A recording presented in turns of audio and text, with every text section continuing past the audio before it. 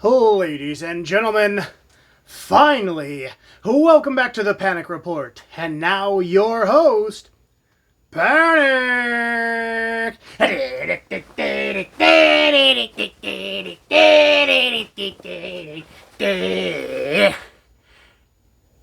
I'm back!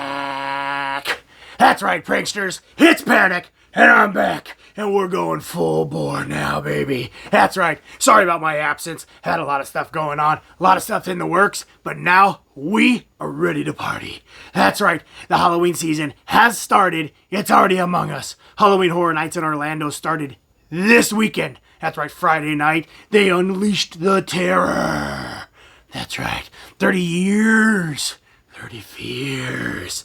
And yours truly is sending my correspondent, Pain, out to the event this very next week. That's right, he will be out there at Halloween Horror Nights in Orlando this coming Thursday and Friday, the 9th and the 10th. So if you happen to be in the Orlando area and you happen to be at Halloween Horror Nights, look for the guy in the Panic Report shirt, same logo that's on our page. He'll have stickers for you. He'll be doing live feeds out there to help get our subscription count up. That's right, we need to get to 1,000 subscribers by the end of October. That's where I need your help.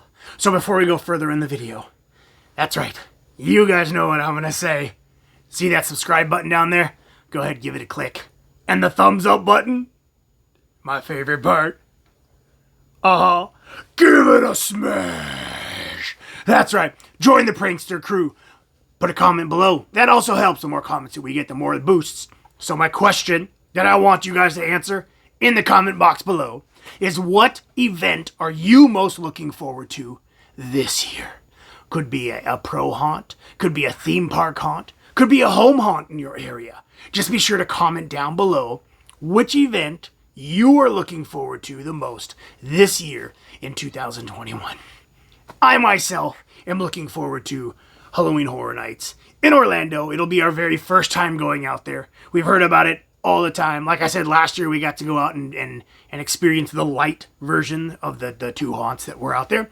This year we're going to experience the entire thing. That's right. For 2 nights we'll be out there.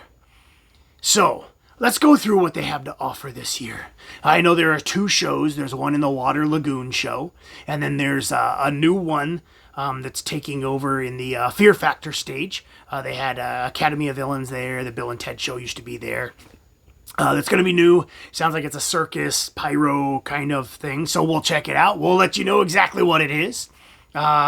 There's I know that there's a Seek and Destroy scare zone. There's a Crypt TV scare zone. Just kind of a pumpkin patch, kind of creepy, hollow scare zone. There's the 30 Years of 30 Fears scare zone with all the Icon characters. And then one of the Icon characters, Jack. I kind of like him. Go figure. Anyways, he's got a brawler, I believe his name's Eddie. And he's got his own scare zone because he likes to make horror movies and it's based off all that kind of stuff. Then we've got the haunts. Now this is where I'm really excited about. Like I said, last year I got to experience 2 of them. The Bride of Frankenstein and the Tooth Fairy, and I thought they were both fantastic. This year we've got 10 haunted mazes. So let's talk about them real quick here. Why not? So there's The Haunting of Hill House, which is based off the Netflix series. Let me see if I can read this to you guys. I got a little cheat sheet over here to the side, so don't mind me looking off to the side there. It says, welcome to Hill House, a structure more alive than its ghostly inhabitants. Inside these walls echo the haunted footsteps of those trapped here for all time. Sounds kind of cool, right? Haunting a Hill House. That's what Universal does. They do movies, TV shows, haunted stuff. So, the next one, the Texas Chainsaw Massacre. I like this one. I've gone through one of these before in the Hollywood, so it'll be interesting to see how they do this in Orlando. Let's see what they say about this one. It says, step into the dilapidated Texas home of the depraved. Sadistic, Sawyer family, who welcomes you with the razor-sharp blades and roaring chainsaw. That sounds exciting. Come on, anytime a chainsaw's involved, I'm there, dude. Okay. Then we've also got, let me change the screen here. I'm going to save that one for later. I'll let that one there. Oh, look at that. There is only one more that is actually based off of a movie. So, we'll do this one over here first. So it's called, they're doing the Universal Monsters, The Bride of Frankenstein Lives Again, which is a movie character. So we'll say it's a movie, even though I don't think this is based off an actual movie. It takes place a little bit later. I believe what happens is Frankenstein gets trapped, and then the Bride of Frankenstein is trying to bring him back. So let's see what they say. They say, "We belong dead." The last word of Frankenstein's monster when his bride rejects him. Now she'll stop at nothing to bring him back. Sounds cool, right? Yeah, super cool haunt. She ends up fighting with, she fights with Dracula's brides in there, and all kinds of chaos happens. The first scene you walk in, she's like lifting this beam off of him, screaming, "No!" Super cool, super cool. Okay, so this next one is the last based off of a movie. Now, this is an older movie. A lot of them are, but this one is one that you may not think of haunted house right away, but when you hear it, you're going to be like, that actually could be really cool, and I'm hoping it'll be really cool. So, Beetlejuice. That's right, I said it. I didn't say it 3 times, I only said it 1 time, so we're okay here. But hey, Beetlejuice. That's right, let's see. It says, "Got trouble with the living? You know what to say. It's showtime." See, I won't say his name 3 times because I don't want him to show up. I don't want him to take over because he's kind of a big guy and it's kind of a hot shot. You know, all that kind of stuff. I'm the big deal around here. Cool. Okay. So anyways, super excited about this one. A couple years ago they did, what was it, Ghostbusters, and Ghostbusters was, I thought, awesome. I didn't think it was super scary, but I love the Ghostbusters. I love what they do. I thought it was awesome. They've done it in a couple other ones, like the Killer Clowns from Outer Space was amazing. If you know the movie, walk through it. It's the movie. Super cool. So I'm really looking forward to Beetlejuice. Then we start moving on to their originals. The first one is HHN Icons Captured. For the first time ever, 30 years of characters from your worst nightmares come together to decide who's the most evil of them all. Now that sounds cool. Every year, or for most years, I wouldn't say every year, but for most years, Halloween Horror Nights in Orlando has done these icon characters that are kind of the spokesperson for that year. They, and there's stories behind every single one of them. Maybe we'll do a video once on that, but there's a lot of them out there. Just look up Halloween Horror Nights Orlando icon characters, and there's some amazing people on YouTube that have been doing this way longer than me. That doesn't mean you still can't subscribe to me. Subscribe to me too, please. Thanks. Anyways, they've been doing it a long time. And there's some amazing videos that go through the whole history of the event and the icon characters. And it's super cool that for the 30th anniversary that they're bringing all the icon characters back and they're telling their stories all together. So the next one is Welcome to Scary. Now, those of you who've never heard of Cary, Ohio, I believe it's a fictional town.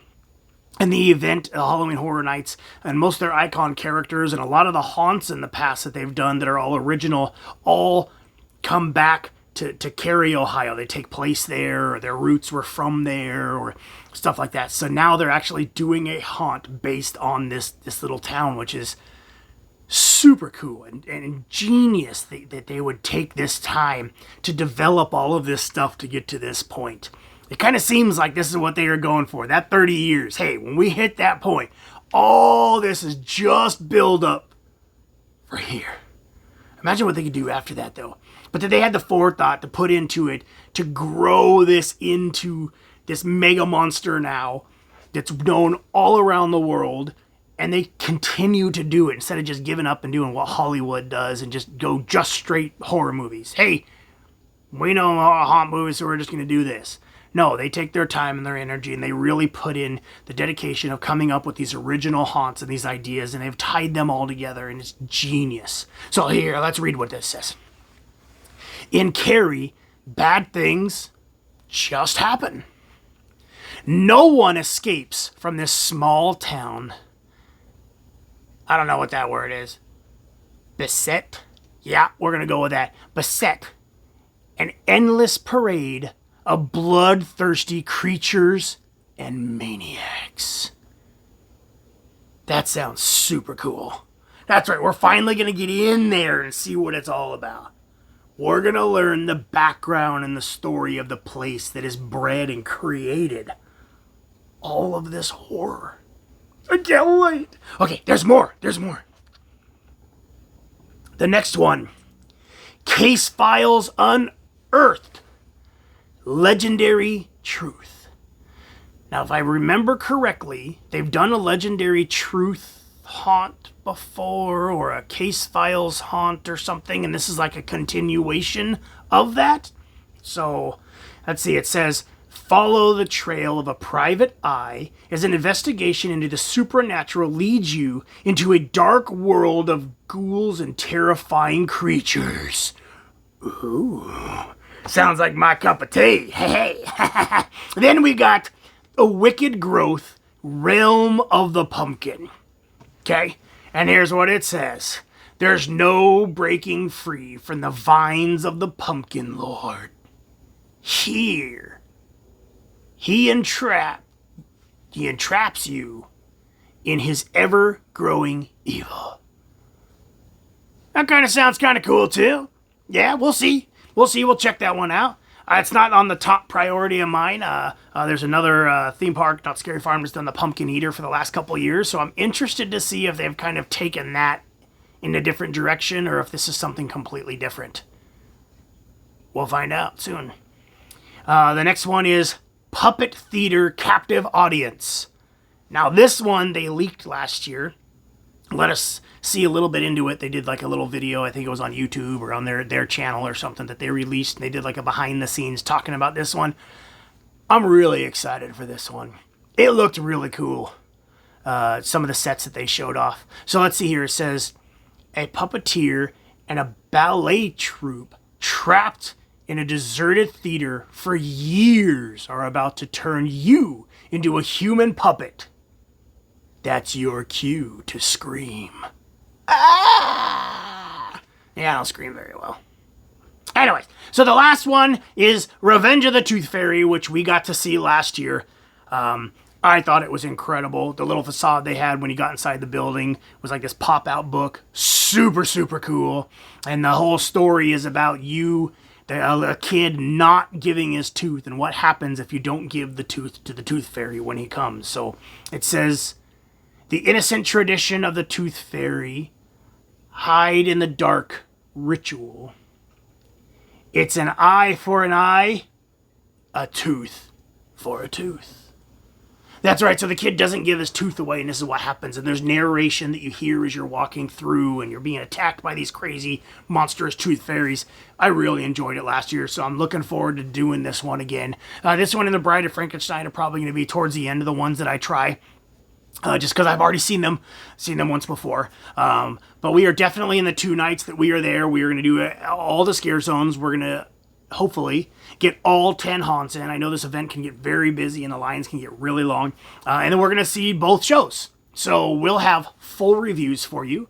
I'll give you my top ranking on how they rank. We'll do the same for scare zones. We're also, while we're there, we're going to go live. So I'm going to go live on Facebook, I will go live on Instagram, and I will go live on TikTok. So please follow The Panic Report on all 3 of those. I post there. I've been posting there and doing more videos there than I have here on YouTube. Sorry, it's just quicker and easier to get it up there. But I will be doing this more often, I promise. Help me get to that 1,000 subscribers. Share this video to all your friends. Tell all your friends. Subscribe down below. Thumbs up button. Give it a smash. That's right. And I'm excited. I'm glad I got another video out to you guys. So remember, this week we will be there. So if you're in Florida, hunt us down. Follow us follow the live streams. And as always, until next time, scare you later.